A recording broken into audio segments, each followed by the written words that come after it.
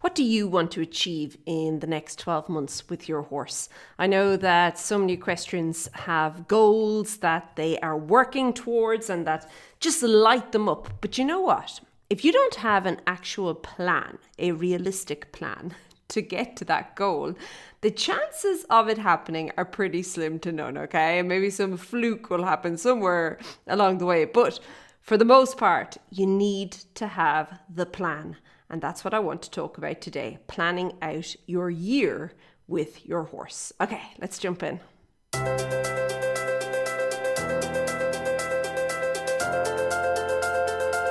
Hey there, and welcome to the Daily Strides podcast. My name is Lorna Leeson. I'm an equestrian trainer and coach, and I just love helping riders create a plan that they can follow with their horse to actually achieve their goals, especially if they don't have a trainer or instructor helping them along the way.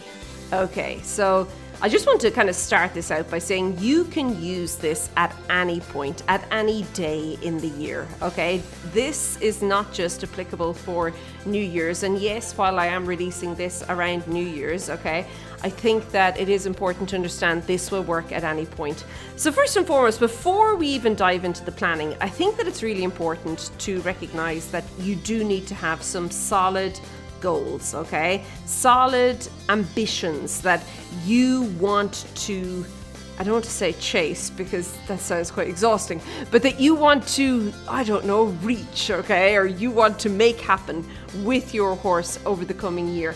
And I think that if you haven't done that already, if you haven't kind of laid out a few goals, one of the best ways that I would suggest doing is think about what inspires you. Now, sometimes I personally love Pinterest, and sometimes you could use the likes of Pinterest, or you could use the likes of a magazine or a book or even social media, okay? But what is important here is that the goal that you're going to set for you and your horse must be kind of fairly doable for you and your horse, okay? So this could be like what specific skill you want to master with your riding, or it could be a specific training movement that you would like your horse to master. It could be a competition or an event. And then, you'll have confidence and maybe some mindset things that may come up, okay? It could be trying a new discipline. It could be really and truly just thinking about, like, I want to get to the next level, and then being able to clearly define what the next level is for you and your horse. Now, I'm going to again caution that you create goals that are realistic and that are doable for you and your horse in the time frame of 12 months.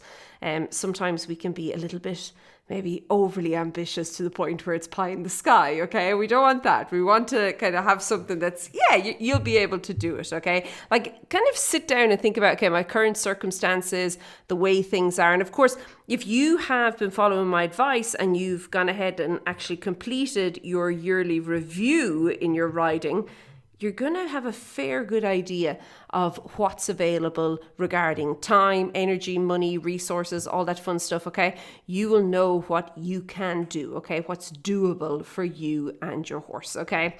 Now, from there, this is where the fun begins. Now, I personally love actually planning things out, like getting a planner, like one of those year planners, and then like loads of markers, whiteboard markers, and maybe some post-it notes, and then just beginning to plan things around. And why I like this is because from the outset, before I go touching the board with any, if you want, goals or goal-related things, I first of all mark in all the important things. So for me right now, I have to kind of mark in school holidays. We need to consider school holidays, and we need to consider maybe birthdays, or maybe if there's things that we have committed to, whether it be like traveling or maybe different things to go and see and do or whatever, okay, holidays, whatever. You can mark all of those things into the calendar. And by doing this, it makes sure that you don't get to a point you're like, oh, sugar, I can't actually do that because we've got this other thing happening, okay? So I think that would be where I would suggest you start. And then obviously if some of your goals are related to things with actual dates, so it could be maybe going on a specific trail at a specific date, okay? You obviously want to put those things in. And then from there, it could be competitions. Maybe there's certain competitions on. Maybe you can get the calendar or the schedule from whatever governing body you have or whatever governing body you adhere to, and you can then begin to plot all of them into it as well. Because in doing so, you can then begin to plan to maybe move up to the next grade or to the next level by a particular kind of date of a particular competition or whatever the case is. But I do think that it's important to get all of that stuff out there first. And this is why, the post-it notes and all that fun, they're great. I think that's just the way to go. And then from there, begin to ask yourself, okay, so what can I already do? Like, what skills do I already have in this regard? Like, what do I need to just maybe apply myself to, but I already have it. I don't need to go learning new things. I don't need to go exploring or discovering different things.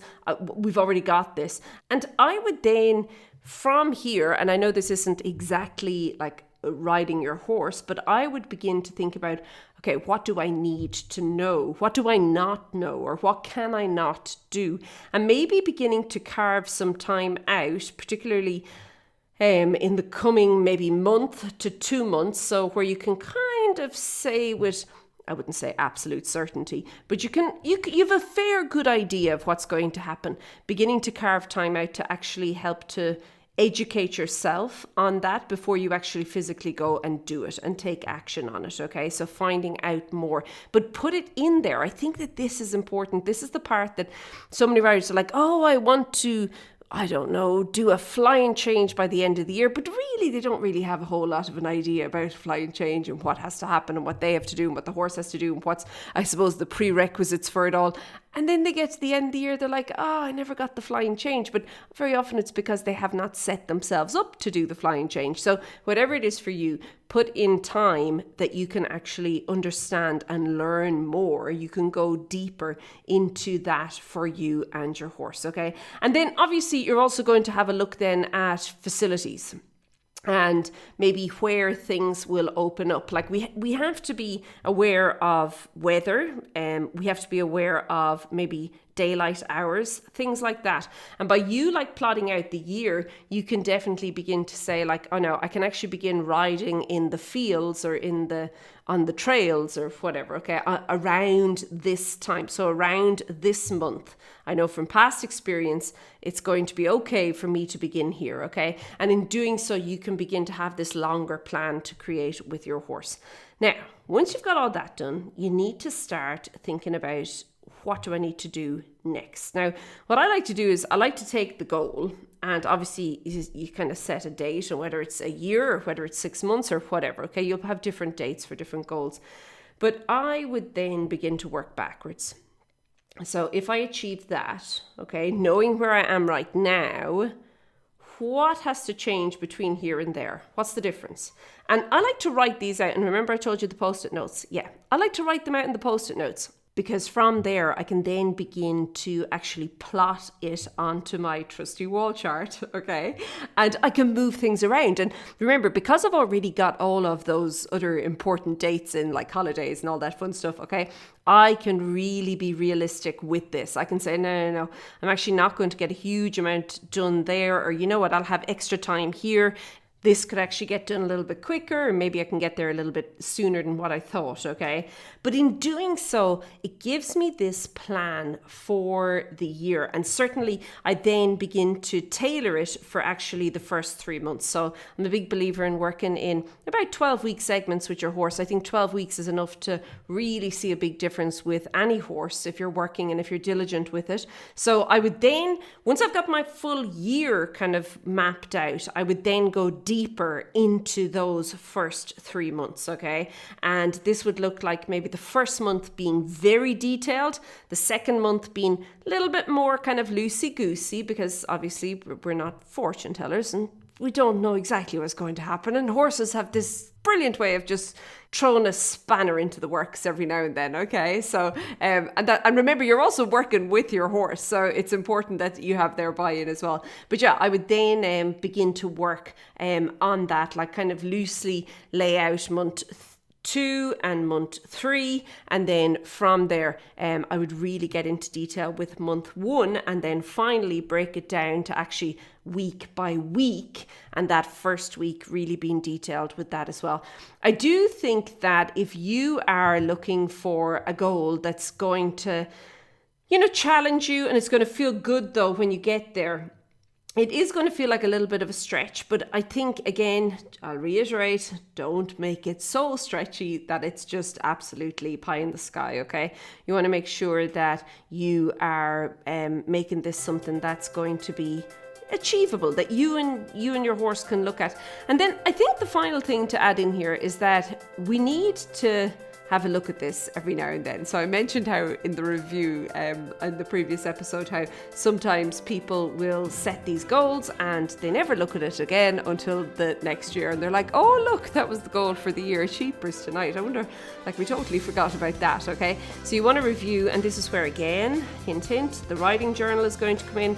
And I would say, like, writing out the goal maybe weekly or fortnightly can be a really, really powerful thing to do, that you keep it fresh and top of mind. And then finally, as you are kind of planning out each week of work, okay, so as you go through the year, you will kind of really dive deep each week as it's going through, and you'll plan that week out.